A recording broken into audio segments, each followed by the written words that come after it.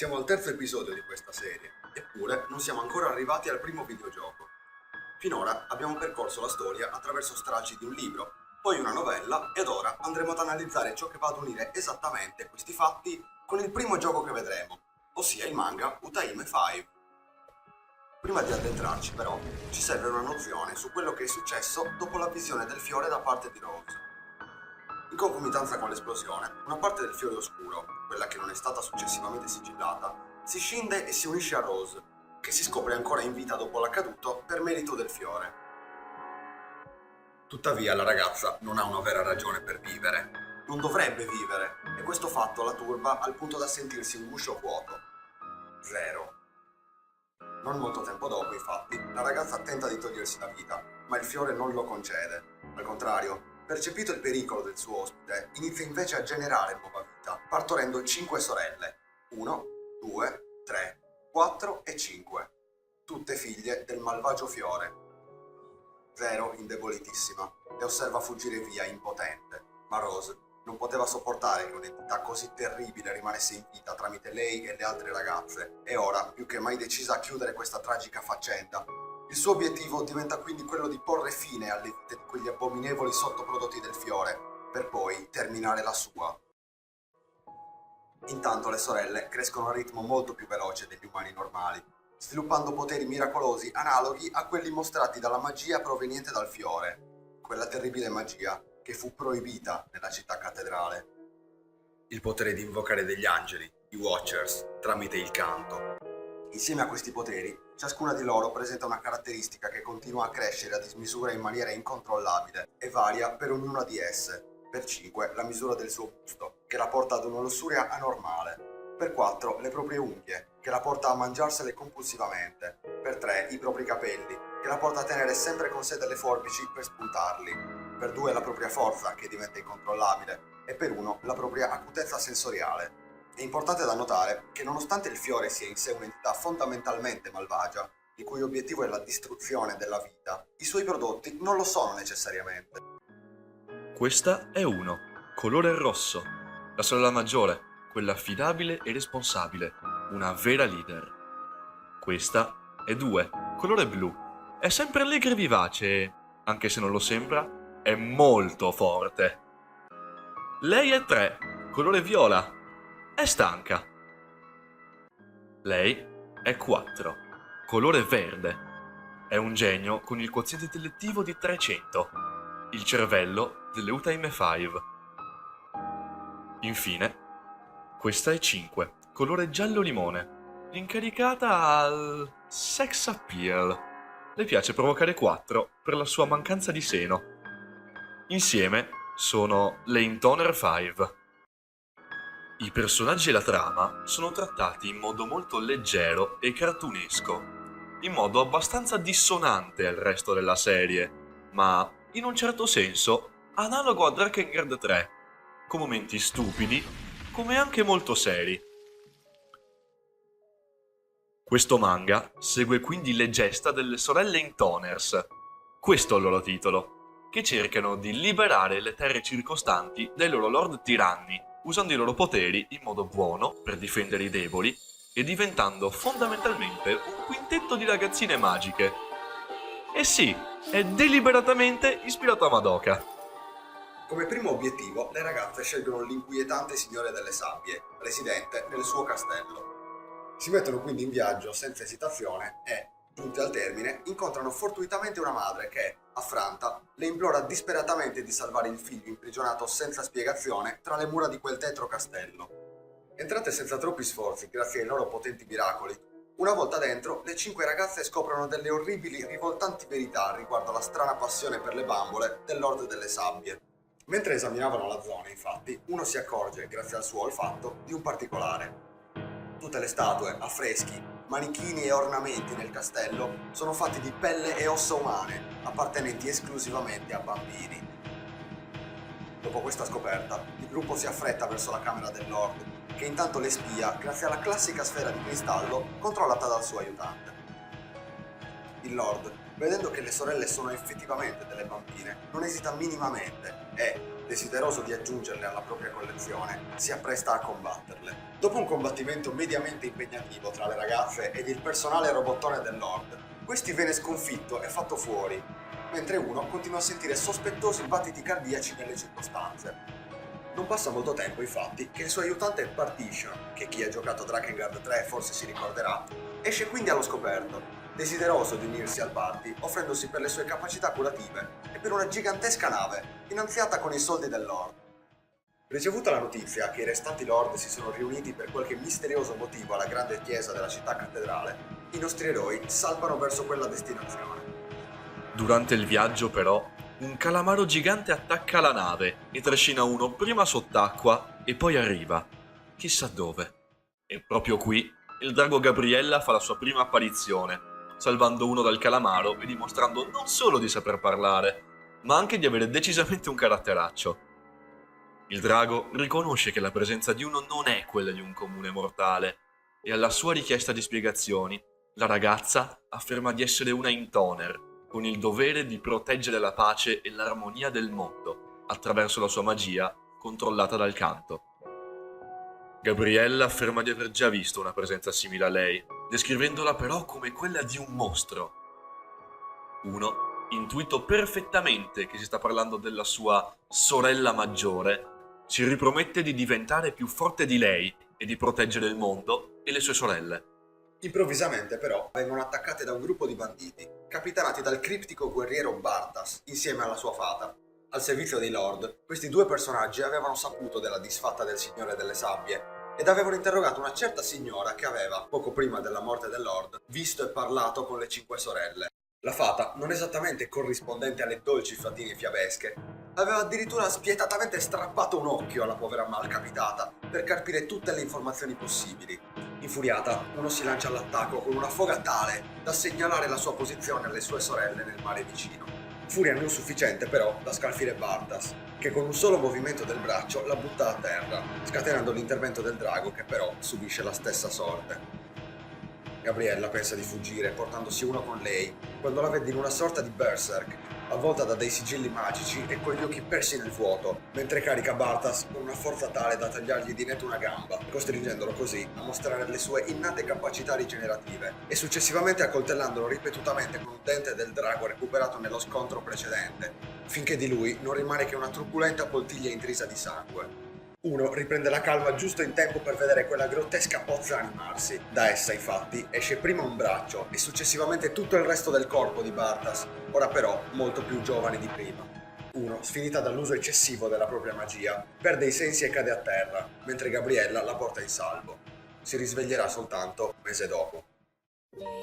Intanto i lord rimanenti, Grey, suo figlio Shaxor e Serula, rispettivamente signori delle montagne, delle foreste e dell'oceano, si recano a Cathedral City per un motivo ben preciso. Dovete sapere che, dopo la grande esplosione dovuta alla magia proibita, uno sconosciuto mago sopravvissuto è riuscito a incarcerare l'entità demoniaca chiamata Fiore Nero dentro un sigillo chiamato il Mercurius Gate, composto da 3 strati. Quindi i Lord, in cerca di grande potere, decidono di aprire i cancelli verso questa entità orribile.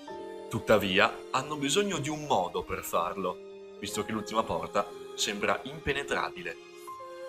Vengono raggiunti dal giovane Bartas, che viene rivelato provenire proprio dall'interno di quei cancelli e mostra i suoi evidenti legami con il fiore dopo che la porta reagisce al suo tocco e al suo linguaggio antico. Tuttavia, un ologramma di una certa signorina che impareremo a conoscere più avanti si manifesta, affermando che l'input vocale non è corretto e invita a ritentare. Attimi dopo, Bartas viene avvolto da degli anelli magici e sparisce nel nulla. Ma ora torniamo dalle ragazze, che vedono cadere di fronte a loro un enorme drago con sopra uno. Entusiaste della riunione, ricordando che è passato un mese dall'ultimo incontro, si recano in città a fare roba da ragazze. Arrivata la notte, fanno il punto della situazione, spiegando l'incontro col drago e come i due abbia dovuto assumere il ruolo di leader della squadra, in quanto 3 si stancava in fretta, mentre 4 e 5 litigavano troppo spesso.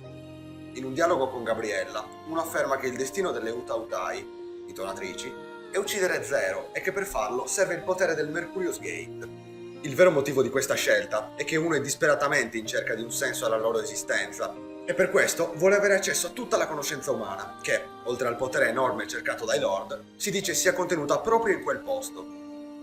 Durante l'attacco alla città, il gruppo spazza via ogni guardia presente, atterrando con Gabriella proprio davanti al primo cancello distrutto. Da qui uno si avvia con sicurezza verso la porta finale del Mercurius Gate, mentre terribili visioni sugli orrori contenuti al suo interno attanagliano la sua mente.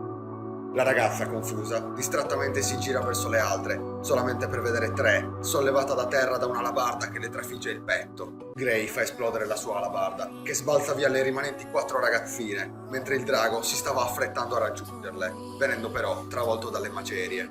Il fumo, diradandosi, rivela alle altre ciò che rimane di Tre. 4 rimane paralizzata per l'orrore, mentre 2 e 5, preda al dolore, entrano in Berserk e chiamano i loro angeli. Anche questi, tuttavia, vengono respinti da Shaxor, che insieme a Gray annienta entrambe le sorelle. 2 rimane a terra morente, mentre 5 viene decapitata.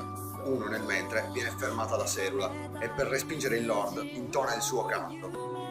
Partition in quell'istante, rimasto davanti alla porta, nota che essa risuona con il potere delle intonatrici. 4, rimasta immobile, cerca di creare una barriera protettiva contro Gray, che le si avvicina con la testa di 5 in mano, tirandogliela contro e scatenando in lei una crisi di pianto, che le costa la vita. 1, vedendo le sue più grandi amiche e sorelle ridotte in pezzi, inizia a cantare con ogni forza che ha in corpo, squarciando l'aria e distruggendo la porta che separa il mondo dal fiore nero. Dall'interno del Mercurius Gate, una poltiglia nera inizia a scorrere, disperdendosi e rivelando delle appendici simili a tante mani che afferrano le ragazze, o quello che ne rimane, sollevandole in aria.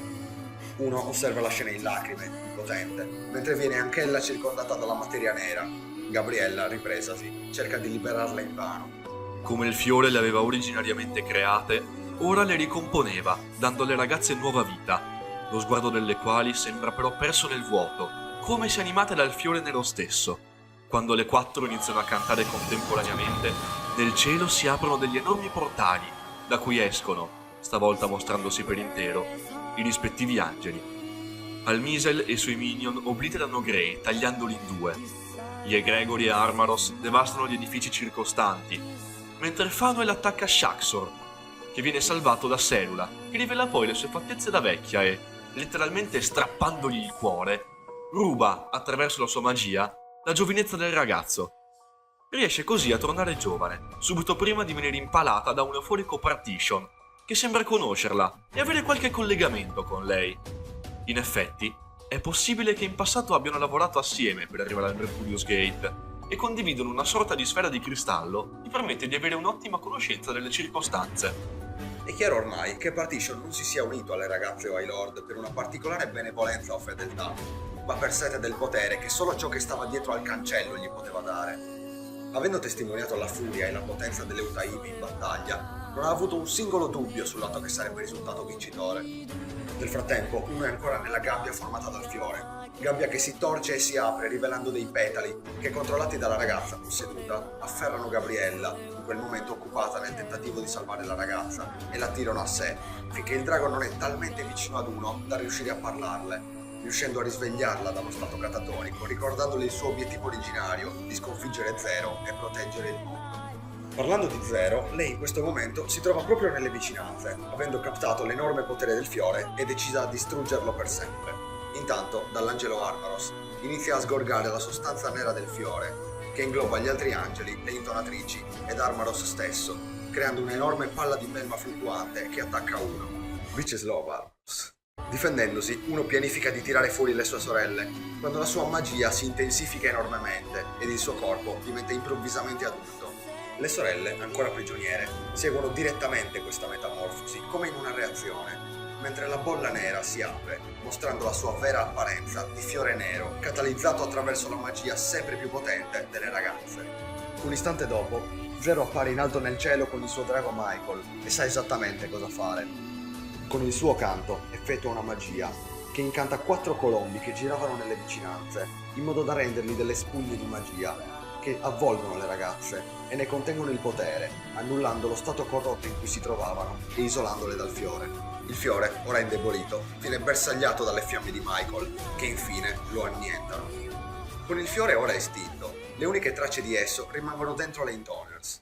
Zero si appresta quindi ad affrontare uno, mentre Michael rimprovera Gabriella per aver aiutato le Utautai, nonostante i draghi siano nemici giurati di ogni cosa provenga dal fiore. Zero sembra nettamente in vantaggio quando fa la sua apparizione Bartas, che si frappone fra le due. Zero gli intima di allontanarsi e al suo disinteresse gli sferra un attacco, amputandogli un braccio che prontamente ricresce e lui ricambia con un pugno, che proietta la ragazza in un palazzo vicino.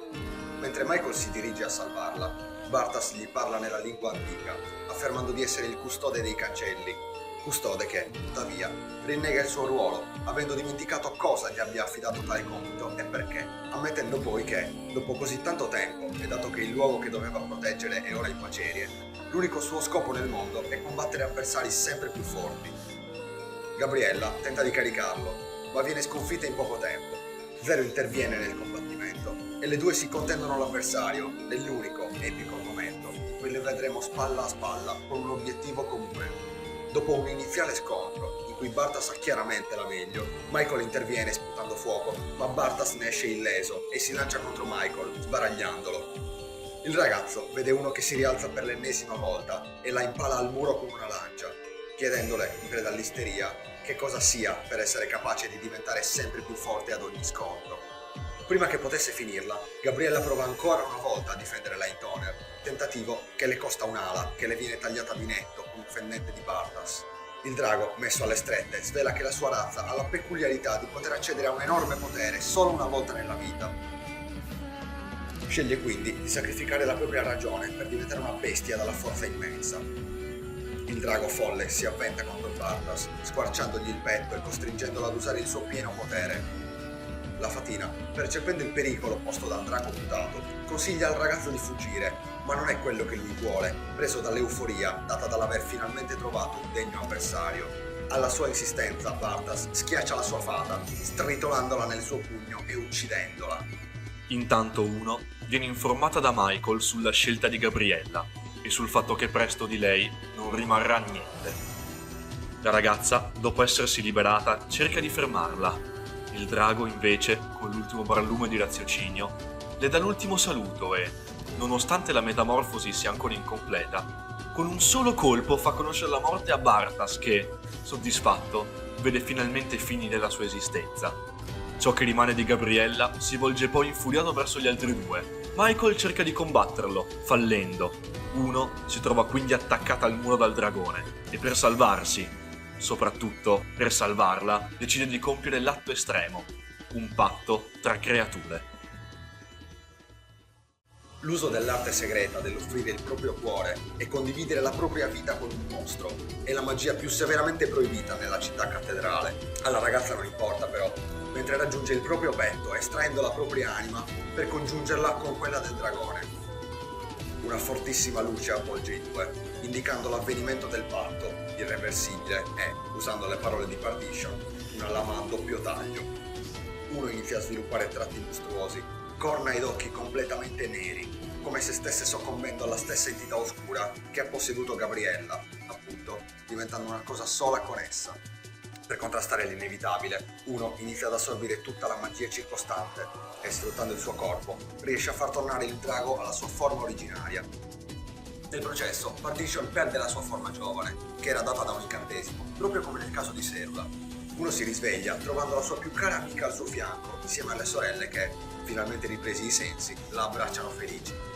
Nel mentre Michael porta via una Zero svenuta e debole, chiedendosi se e quando sarà il loro prossimo scontro. 4 maggio 999.